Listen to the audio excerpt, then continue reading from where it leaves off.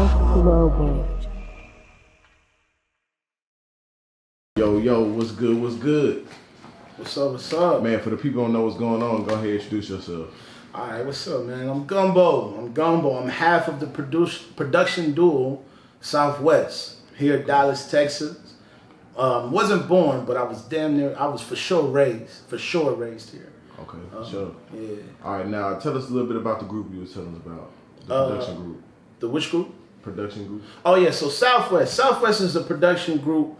We've been going hard since 2015. Okay. With myself, who represents the South, Texas, okay, and my co-producer Justin Walker, aka Tic Tac, who represents the West Coast, okay, out there in Los Angeles. Okay. Yeah. Now, how did you guys come together and start this coalition? Wow. So Justin was on this show called Baldwin Hills. Okay. And he was BET like, Baldwin Hills. Yeah, BET Okay. Baldwin Hills. He's one of the star shows on that characters on that show. Okay. And me and him had the same godfather at the time, Kirk Franklin.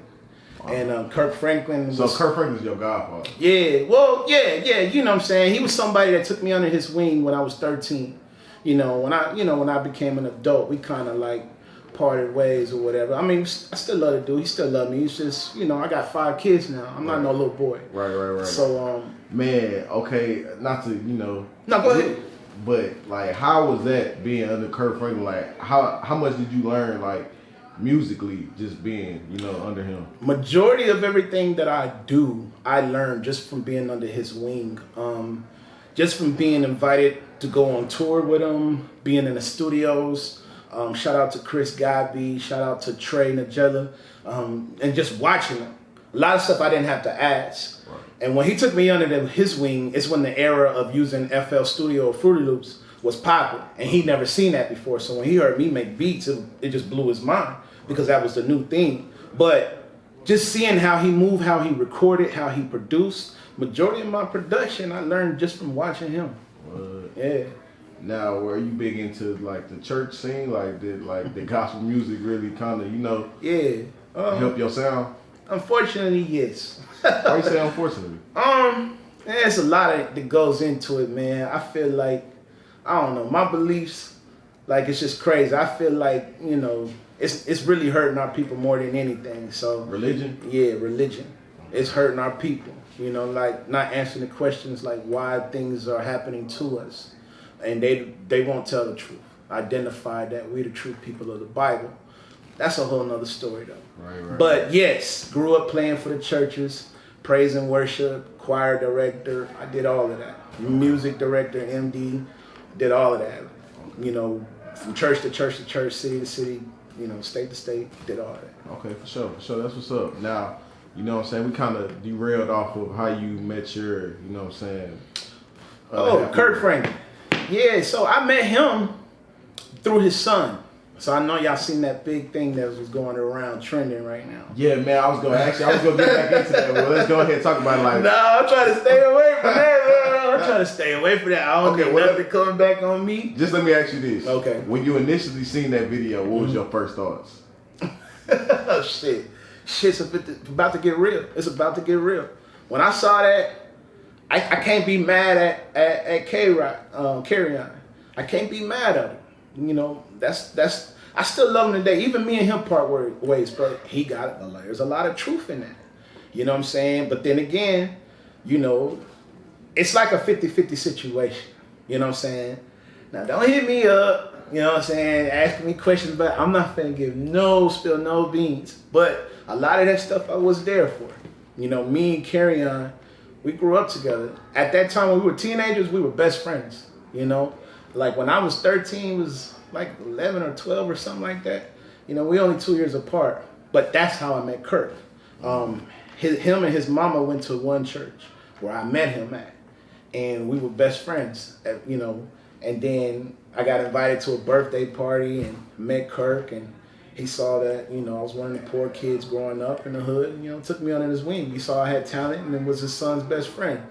So, I got close to Kirk. Even when Carry-On had left the situation, me and Kirk still kind of kept in connection. He worked with my brother now too, so somehow we still connected in a way. So, For sure. Now, Do you feel like producers don't get enough credit in this rap industry that we're in? Yes. Yes, producers don't get enough credit, especially when you understand what the true definition of producers are. So for people who don't know, give us the true definition of a producer. The producer is the person who see the ins and out of a record, from the beginning to the end, the alpha and omega. We're the ones who help organize the sound. We're the ones who create the template for the song, all of that. So, you know, a producer is the one to put the pieces together to make it a hit record.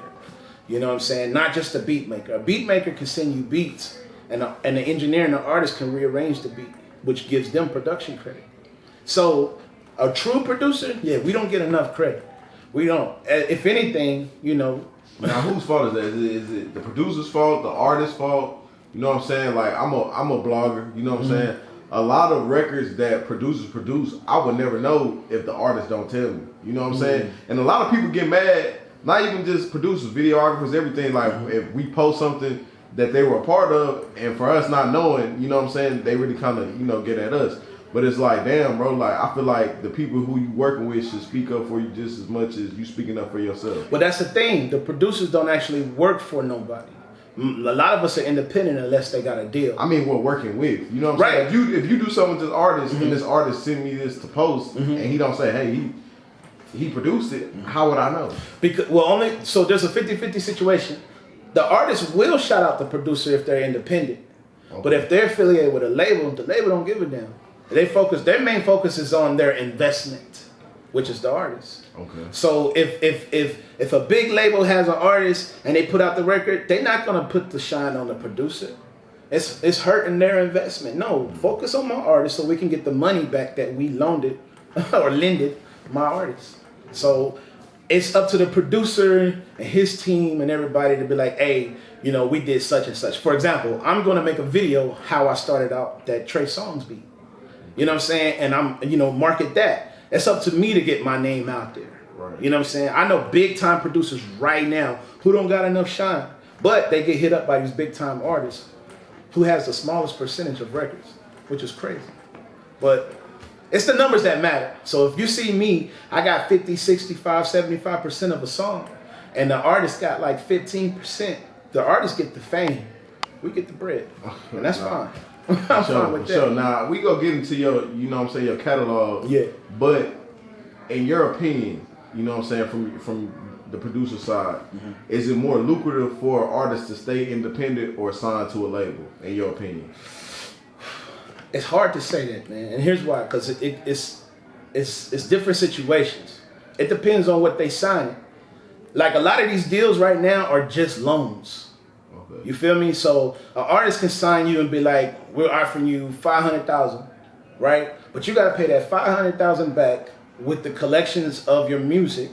And then on top of that, you still got points to give them. So let's say we want $500,000 to you and we want 500 points. That's 500%. So 500% of whatever you put out. Right. Of songs that and only from major labels too. So if you're signed with Universal and they said we want 500% and you got something from a small label, they're not counting that. You gotta get stuff from like Sony, Atlantic, like names that matter, Warner, 300, and get 500% back to the label. So sometimes producers ain't coming out of that situation, but with 25% on the song. So if I did a song with, you know, the Baby, Lil Roddy, or Lil Baby and all them, or whoever's hot right now, and I only get 25%, I still owe 475% to the label. No, regardless how much money. I could make $500,000, right? But I still got to recoup 475%. Even though, just wait, you as the producer, so your 25%, you don't even touch it until the label gets paid. Get their percent. So with that being said, if I'm with the label and we're splitting things 50-50, then out of that, I'm getting 12.5%. They get 12.5%, and I still owe the rest. Damn. To equal 500%. Right. It's crazy, ain't it? That's why a lot of these artists and producers, they go hot, then you don't hear from them for a while because they're trying to get out of their deal. They still got so much to recoup, no matter how many hit records they made. even though they done got the money back, they still got a percentage to recoup. So it depends on the situation. You can sign, I can sign right now, and they can offer me, hey, we want to offer you a $250,000 deal. Bet. What's on the line? Well, we want our $250 back, but only give us 100 points. If you can gain us 100 points, then we cool. Bet. Now, how does the point system work? It offer your percentages. So if I do a song and I just made the beat and the artist wrote his own lyrics, I get 50%, they get 50%, right? And whatever they split with their label, that's on them. But I get 50%, right? If I'm with the label and let's say our deal was 50-50, then I'm actually out of that song taking 25%. And the label's taking 25%. Damn. Yeah. So you're splitting 50 with the label. Okay. Right. On record, yeah, it shows that I got 50%. You know, like I did the beat, blah, blah, blah. On them split sheets and publishing, It's still the back end. they got it. Yeah, they got their cut, I got mine until I equal the amount. So to recouping 200%, that's nothing to me. I've done that already. On my own, independent. Still ain't never signed. Nothing major. Nothing. So I'm looking at situations where I'm talking to labels overseas and in the country. Just shopping it out. There's nothing wrong with it. But I'm also building my name though. So when I go have these meetings, I can say, look, this is what I want and this is how I want it. You take the deal or not. I'm working on that. Yeah, that was going to be my next question. Like, what is your leverage as a producer? To be honest with you, all real producers, all they ever want is the opportunity. Because we'll send out beats anytime, right? And when you're sending out beats, it's like going to a lake you've never been to, trying to go fishing and don't know what type of fish is in that lake. You got to have the right bait. So when we're sending out beats to artists, we're blinded. We're just sending out whatever. Hopefully you like something. All I ask with the situation, this is crazy, put me in the studio with an artist. Anytime I'm in the studio, was ever in the studio with an artist, we won. We got a record. They recorded to it. I came back with something. We got a yes. Right? So give me the opportunity, put me in those, have relationships where you can put me in the studio sessions with the Chris Browns and the Trey Songz and be like, hey, so-and-so's man's coming through, producer. That's because if I had that opportunity, man, the percentages wouldn't even matter. I can recoup whatever. You know what I'm saying? I'm more confident when I'm in the studio versus when I got to send stuff from home on an email. It's trash, man. No, I feel that. In this game, relationships definitely go a long way. You know what I'm saying? And sometimes just feeling people's vibes, you know, make a good record. 100%. There's chemistry. We don't have that no more. No. Hey, send me beats. Send beats to this email. What you going through? What you dealing with, bro? Like, what's on your mind? Like, when I was working with Eric Bellinger in Cuffin Season 1 and Cuffin Season 2, at that time, you know, he just got married. He just had a baby. The stuff he was going through from his, you know, just breaking through in his brand new success, we were able to tap into it. You know, if you listen to Cuffin Season 1, Cuffin Season 2, it's all about him and his wife. It's about relationship goals, being married. And that's exactly what he was going through at that time. I was able to sit in the studio with him and chop it up, know his life, figure it out, been to his house, we went out to eat, you know, we talked, we had long sessions, and it was like, you know, out of Cuffin Season 2, out of 9 tracks, I did 7 of them. Damn. You get what I'm saying? We got the Southwest got the opportunity to executive produce that whole album. Cuffin Season 1, you know, I did 3, but at the same time, I was still there. I came in a situation, so it was easy for me to tap into those emotions, to tap into the vibe. Yeah. Okay, for sure. Now, we know you have a big catalog, and we're going to get into that. Mm-hmm. But who's some of your favorite artists that you like getting in the studio with and just working with? Man, to be honest with you, a lot of them I never really got in the studio to work with, even in on my catalog. But Eric Bellinger was one of them. A lot of the sessions, I put it like this, a lot of the sessions recently were FaceTime. For example, my co-producer was able to be there, and I was just on FaceTime. My co-producer handles a lot of the business work, a lot of the relationships, a lot of getting the placements. You know what I'm saying? I'm more in the factory, cooking up, you know, putting chords, drums, and stuff like that. So when he gets in these sessions, like recently, a few months back, we was in a session with Eric Bellinger and a session with Keisha Cole. And we got a chance to do a record with her and connect with her people.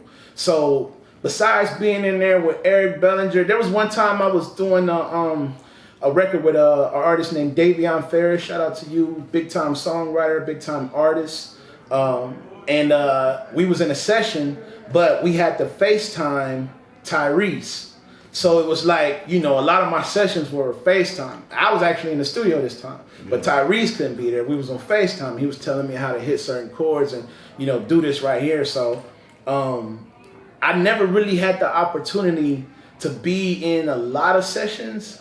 I was able to go to a Chris Brown writing camp, and with the A&Rs who was over that camp, they selected like 3 beats of mine. You know what I'm saying? So that was an opportunity to do something in person, though Chris wasn't there. You know what I'm saying? So it's a little different. So a lot of things I've gotten was shooting emails. Okay. You feel me? But I prefer to be in the studio to get to know and get to fill out that vibe, like you said. For sure. Now, you know what I'm saying? We're in Dallas, Texas, you know what I'm saying? Triple D. What do you think about the music scene here in Dallas right now? Sheesh. It's sad, man. It's only a handful of people who understands that you gotta come out with a different sound that's not already out.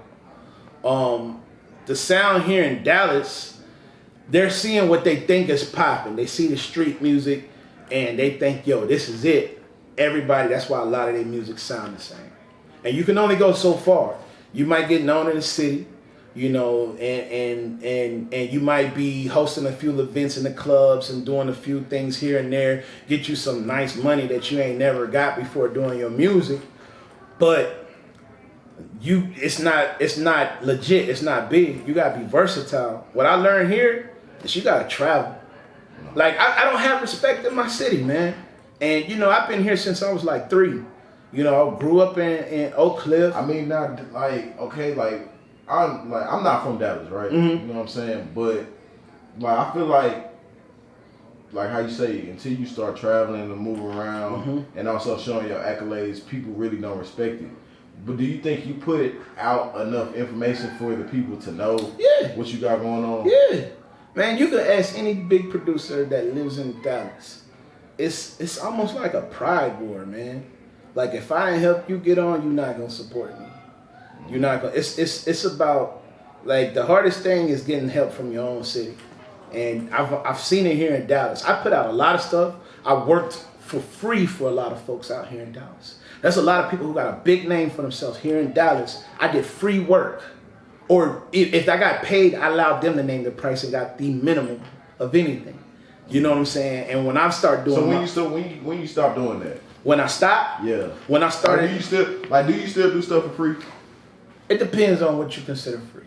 I mean, like how you say, you know, like you deal with a lot of big artists, and sometimes these artists really just think because they who they are that they don't be entitled to pay, or you know what I'm saying? It's like really a privilege for you to work with them. Sometimes, not, you know what I'm saying? Some artists do act like that, but at the same time, it's like if you're not working with me, then you know what I'm saying?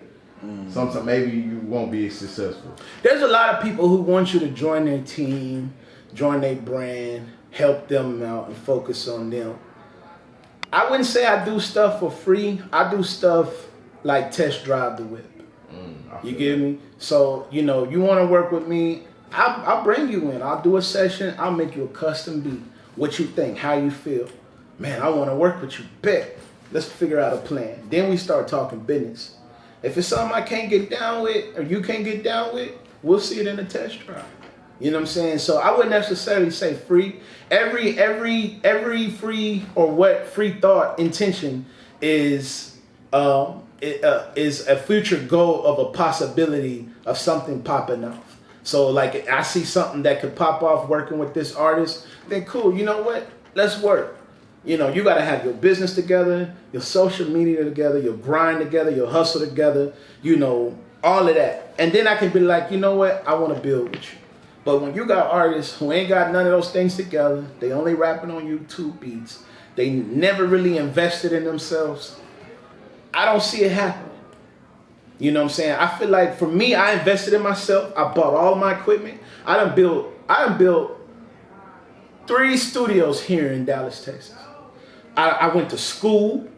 I paid for beats. I paid for equipment. I paid to work and go to writing sessions and big seminars and stuff like that. Like, I paid out my own money, invested in me. I paid for my flight to be down with YFS. My last little $350 in my savings account, bro. Me and my wife got in an argument about it. You know, like, that's our last little bit. But I told her, babe, just believe in me, I'm coming back with a bag. That $350 turned into $30,000 deal. So I came back with 30 racks. So I invested in myself. If I don't see that in an artist, they invested in themselves, I can't mess with you. Respectfully. All right, now tell us a little bit about your catalog, man. Like, who's some artists you work with, some big projects that maybe the city wouldn't know? So, I did a couple of songs with, I was a part of a couple of albums with Kirk Franklin. When I was 16, I was a part of his Hero album. Now, granted, I didn't do too much work. What album is that? Hero is the one that he did after Rebirth. Okay, so when he give us some songs, like some hit songs off of there. Like Stump, is that Stump album? No. So Stomp is way back in the 90s. Ah, okay. Yeah. So Rebirth came out like in 2000 sometime. 2002, right? Yeah, right, somewhere around there. Yeah, where he did the live recording and stuff like that. Okay. Hero came out. I was in college, so that had to been like 2005, 2006, around 2006. That's when we was working on that Hero album. Okay. And you know, I did stuff, little percussion work, vocals, claps, you know, stuff like that. Like nothing big, but he was trying to put me in the game. Okay. And you know, got a little check from that, you know, a little nice check, you know what I'm saying? But that I got the fight of my life with Kirk Franklin. And then things started popping off. I was like around 19, 20 around that time. Then when I got 27, BET came out with an album called BET Music Matters. Me and my artist, shout out to Ashley Kimbray, me and my artist at the time were the only independent artists on there. With, you know, we had her on that album before she went by her. I think she went by Gabby at that time. A lot of big names was on that album. I can't even, Big Sean, a lot of big names was on that album. But we were the only independent artists. From there, I got with Eric Bellinger in 2015. Okay. 2015 really started off the finally moment. You know what I'm saying? Finally, shit is popping up. Finally. When I got with Eric Bellinger, I signed a deal with him with YFS, where I was their in-house producer. And we just got first dibs on everything. You know, from working with him, I got to be a part of albums that had Tank on it, that had Seventh Streeter on it, you know, Chris Brown, like big things. And that took off. From 2015 to now, my career started taking off to where it was like, yo, we got to work with you type shit. Now, I've been doing music independently for almost 12 years to where I was running my studio, and, you know, just getting paid for beats and mixing and mastering. But at the same time, as far as getting those credentials, it really started popping off once I teamed up with YFS and Eric Bellinger. Okay, yeah. For sure. All right, man, now fast forward to today, you got a plaque, you know what I'm saying, with Trey Songz. Right. Tell us a little bit about that, the record, and how that come about. That record started, so it's a song on his Back Home album, Trey Songz. Song called Tug of War. And we got word about his new album back in 2015. And I started working on it in 2016 for Trey Songz. We got an insight like, yo, Trey's looking for records. And the Tug of War record I started in 2016, not knowing it would take off in 2020. So I co-produced it with Troy Taylor and Jay Oliver. And I sent the record to Jay Oliver. Jay Oliver gets it around 2017 and finishes it between 2017 and 2018. And sends it to Troy Taylor. Troy Taylor adds his swing to it and sends it off to Trey Songz. So from 2016 to 2020, I was working on that song for Trey Songz. Yeah. Damn. Yeah. And it pops off in 2021. Pops off in 2020. So let me ask you this. Do you feel like all music is timeless? Yeah. Even before you even do the blueprint, it's timeless. Because I started in 2016. I was ahead of the time. It didn't get released till 2020. So yeah, timeless. It's timeless. For sure. Now, bro, I'm pretty sure a lot of producers will tap into this interview. You know what I'm saying? Now, for somebody upcoming, you know what I'm saying, that just need a little game. Like, what's some advice you can give? Sheesh. Patience. Don't get frustrated. Patient. For those who believe in God, just know that He controls everything. So it may not go your way, but that's not the way God intended. Have patience and invest in yourself. When you invest in yourself, folk will respect it. Versus if you got everything free, stop ripping off softwares. Stop getting free hand-me-down. I mean, you can get some hand-me-downs, but also invest in yourself. Like, the biggest thing I've seen with producers, oh man, let me tell you, Kirk was the one who told me this. I told him that I got a burnt version of FL Studio. I was getting everything for free. He was the one that told me, you'll mess up your blessing by doing that. You know what I'm saying? Invest in yourself. When you invest in yourself, you're going to take care of your stuff. You're going to take care of it. When you buy your car, man, you keep it clean, and because you knew how hard it took you to get that car.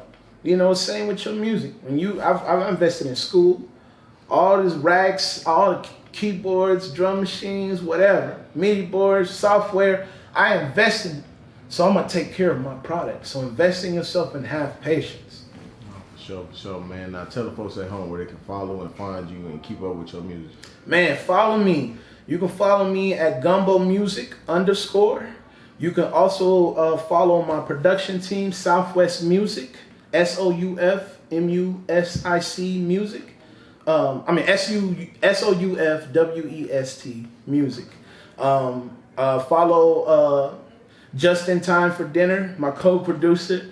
Other than that, yeah, Gumbo Music _. That's where you can find me.